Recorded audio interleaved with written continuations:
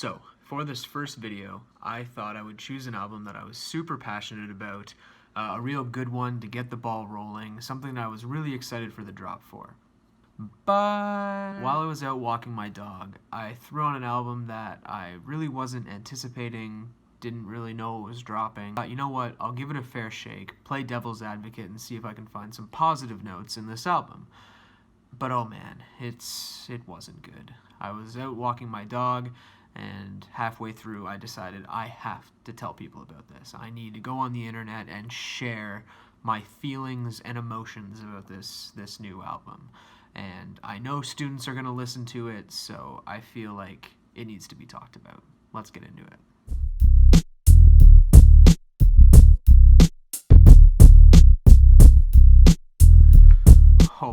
Oh boy, I am excited. This is going to be good. This is going to be a lot of fun. Let's get an intro out of the way for both these artists before we get into the album track for track. So I wouldn't really call myself a future fan. The last project I was really into was 2014's Honest. A few songs on there that I was crazy obsessed with, but since then he hasn't really put out much that's caught my ear.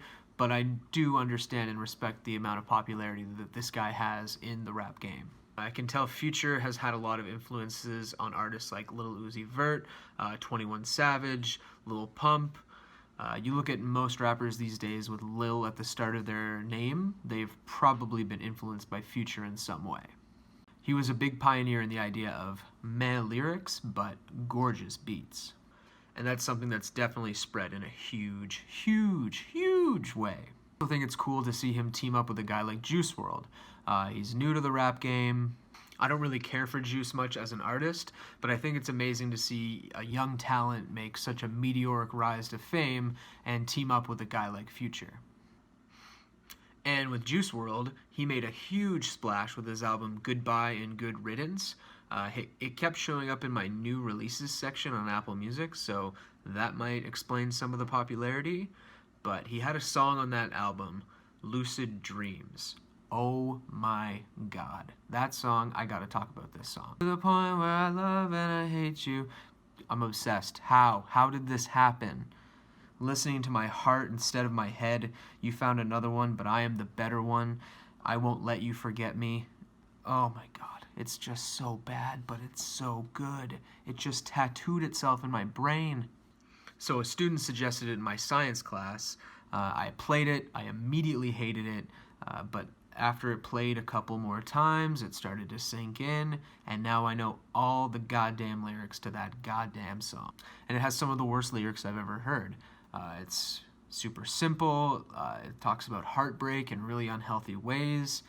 But somehow, those lyrics, they're tattooed right up in here. Thank you, Juice Wrld. Thank you for that. This guy is crazy popular. A lot of young people are really into his music, and he has a collaborative album with one of the icons of the industry. Everything's gotta be peaches and cream, right? No. This album it's not good. It's pretty bad. It's so bad that while I was listening to it, it actually inspired me to start recording myself talking about these albums. I'm reviewing albums on the internet because of this album. So that tells you something about how bad it really is. So without further ado, let's dive into this track list. So first track, let's get going. So this song did accomplish something for me. The term jugging came up really often on this one, so I just had to find out what it meant. After a quick Urban Dictionary search, jugging means the act of profiting off illegal activities, usually involves scheming, lying, or tricking another party for a large financial gain. So it's actually hilarious when you think of jugging in the terms of the actual definition and how it comes up in this song. Sorry, babe. I really want to have sex, but this guy's got some high-risk, high-reward schemes afoot. And honestly, I just want to put that message up in my classroom. All work, no play, just jug. So this song is that simple formula of I get money through less than reputable means, and then I show up at high-end stores, and boy howdy, I am ready to spend that money that I've earned through jugging.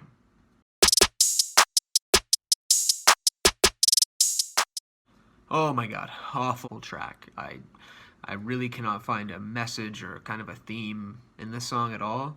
Lots of drug talk. Percocets will help you see the stars. We prefer ecstasy and codeine to detox. And man, Juice throws out some super weird lines. So just based on these lyrics alone, I really got to apologize to all the Susies out there. But these lyrics, this is the kind of stuff I'm talking about, especially when Juice's fan base is primarily female. And then when you think of guys listening to this part of the song, I really hope that maybe there should be more raised eyebrows. I don't know. I honestly don't think this is the tip of the iceberg, so let's move on. Fine China. So, this was the big single released before the album came out. Definitely the most popular track on the album. The reaction has been very positive. A lot of students are talking about this one. Let's take a look at the chorus. Okay, two things about this introduction. Juice Wrld is throwing out a simile that compares the girl that he loves to a collection of plates. And I can't help but picture Juice Wrld in his kitchen, standing in front of a cabinet filled with his fine china and just professing the love that he has for those plates. He reminds them every day that they truly are beautiful. There's another simile there. I'll see if you guys can spot that one. Next, we get a nice metaphor here. So this love interest, who is as beautiful as plates, had a former man in her life. And apparently he was such a pussy that he had a vagina. What? I honestly think Juice thought this was a really clever line. How did no other rapper in the world ever think of this one before he did? So the big problem that I see with a line like this is that in high school, guys are constantly calling each other's pussies.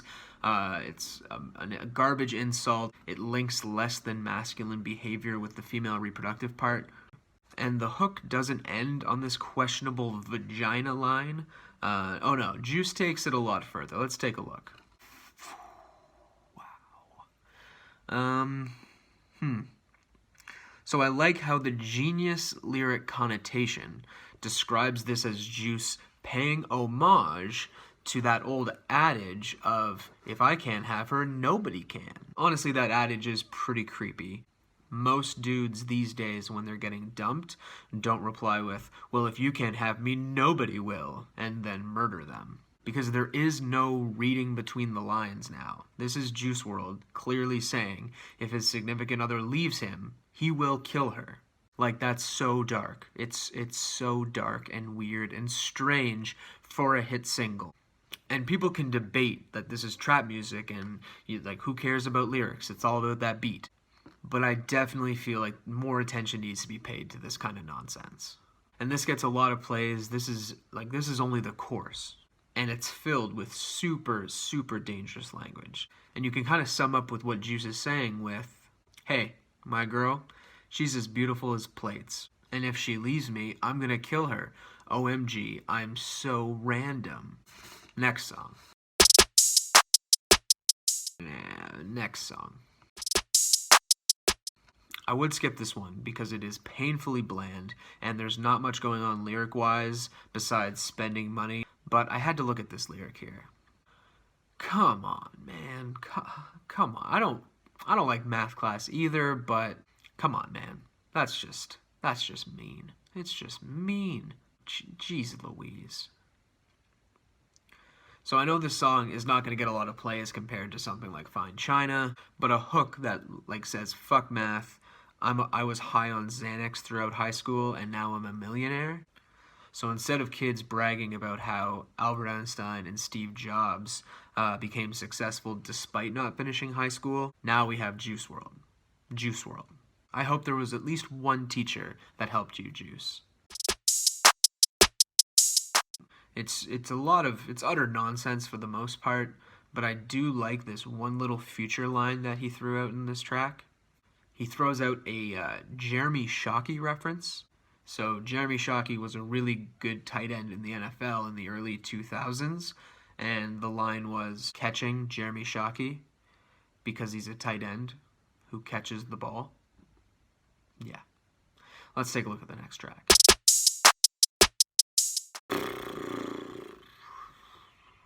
So bad. Like, guys, no one told you to get up this early for the freestyle. Like, sleep in, like, grab a coffee, maybe call it 10 a.m. freestyle. All of Future's lines in this song do not rhyme. He ends every line with, yeah, yeah. They sound bored. Future is bored. Juice Wrld is bored. I'm bored. I don't get it. Why? Why is this song here? Let's take a look at some lyrics. Like, I don't know, man, based on this content, can your entourage maybe work a little harder to offer you some support? And Future, like, if you can smell the codeine when you're urinating, it's time to slow down. Jeez. Next track.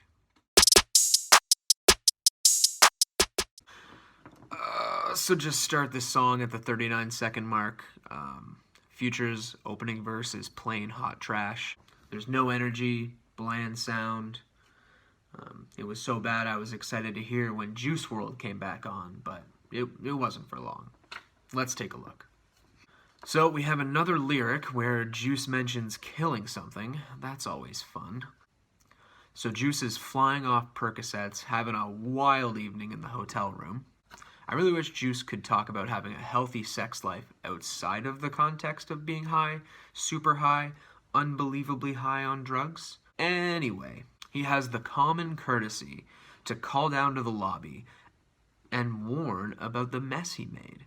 Good on you, Juice. That's class act. But seriously, why does Juice have to kill it? Why does he have to kill it? And like throwing R.I.P. at the end of the lyric? It's weird. I don't get it. Is it cool? I don't think it's cool. Mr. D doesn't think that's cool. And I'll be honest, I don't understand that last line there. And I'm not going to Google it. I don't want to know. Sometimes I need a little purity left in my life. Now, I want to move on to the next song, but there was a part in this song that I actually kind of got something out of it. So let's start at the end of the verse here. Perks are cool, but I'm getting sick of them.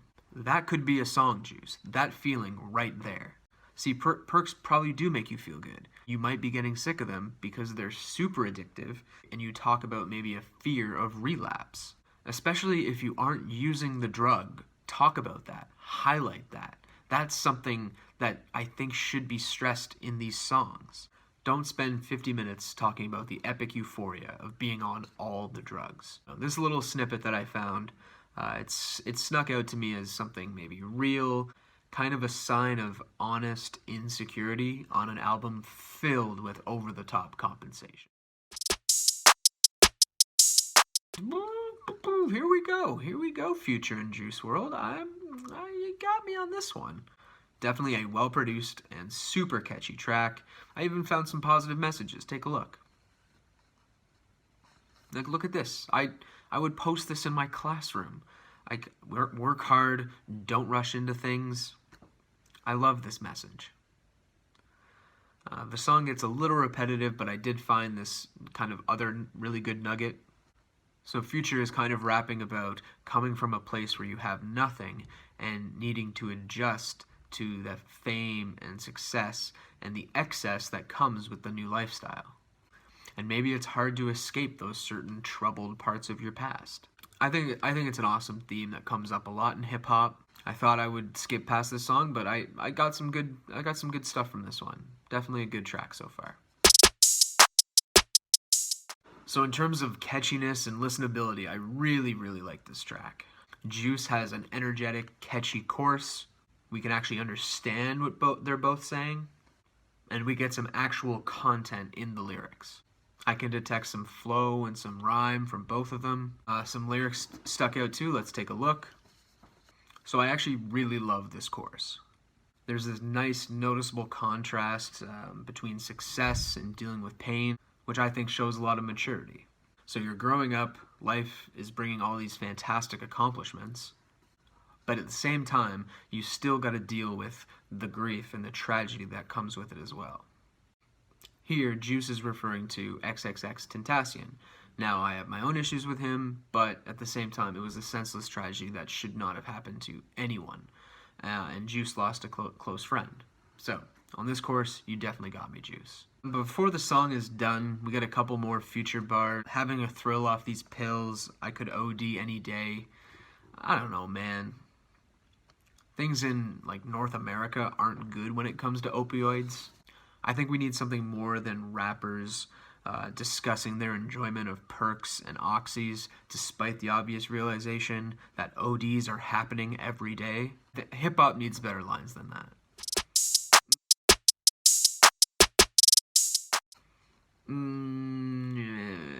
Next.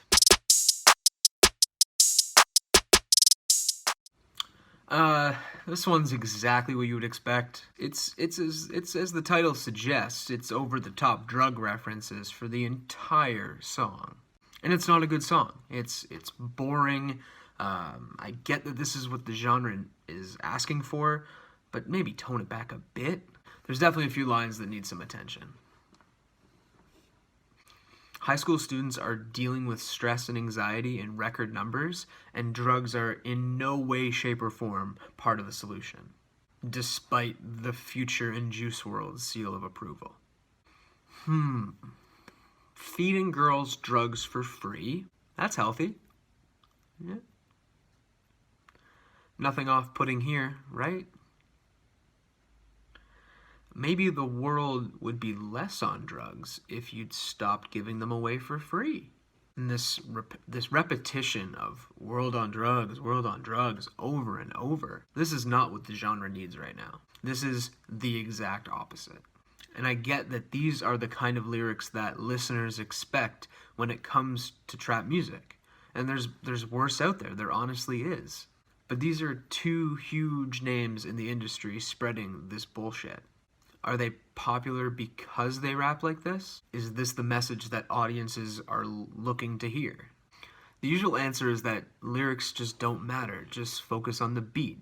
But at the end of the day, can it be both? Well, I don't mind this one. This is a pretty good track. Future's got that Future voice and that Future flow going on throughout the song. There's rhyme, there's content. It's actually pretty good. It's probably the song on the album with the least amount of drug references, and they rap about excess not for the sake of excess. Like, it's not over-the-top bragging. It's, I worked hard, I busted my ass for what I got, so I'm gonna live the life how I want to live. And that's awesome. Of course, there are a few negative lyrics here and there, but all in all, definitely one of the tracks I really enjoyed on the album. Now we're back to business. Unlistenable course, garbage feature, all equates to unnecessary filler track. Next. Would I call this song unnecessary? Not at all.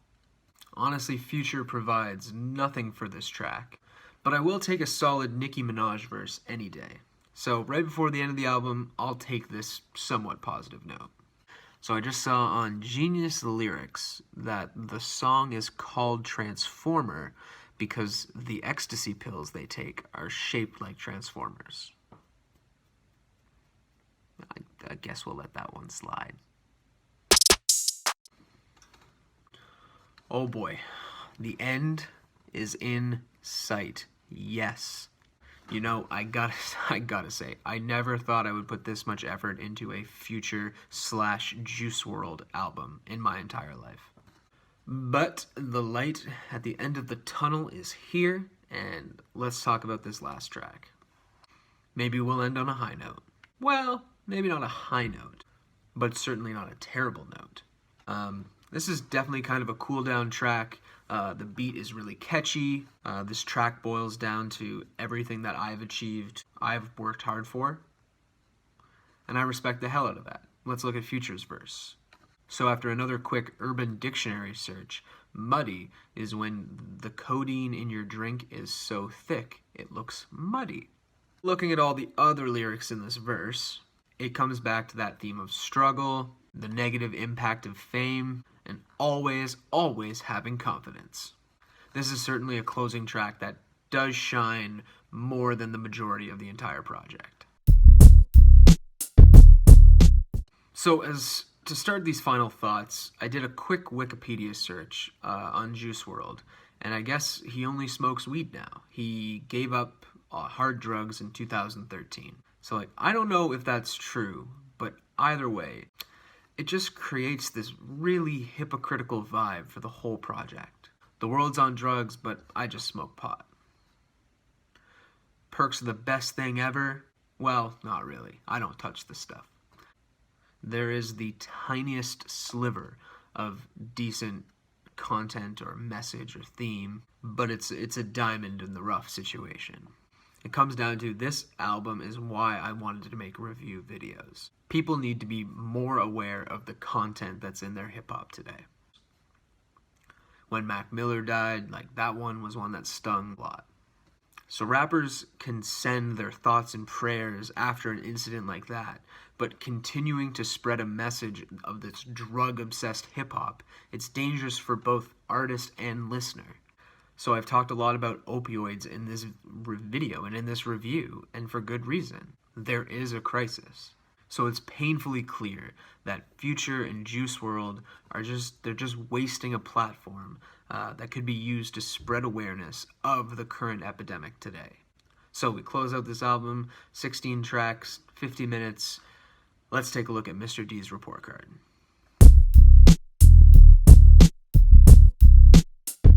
Thank you for watching Mr. D Likes Rap. Please like and subscribe, and stay tuned for more review videos.